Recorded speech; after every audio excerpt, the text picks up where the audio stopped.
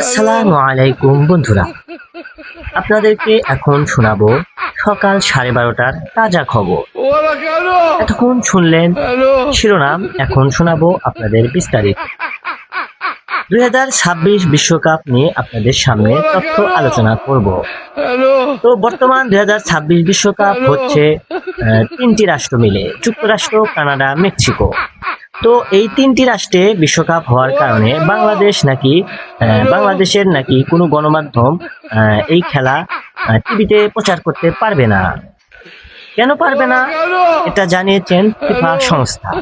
তারা জানিয়েছেন যে 2026 বিশ্বকাপ খেলা দেখানোর যে একটা আর্থিক সহযোগিতা, আর্থিক লেনদেন থাকে, এইটা নাকি বাংলাদেশের সংস্থা, টিভি চ্যানেলের সংস্থা এটা তারা কিনতে পারেনি।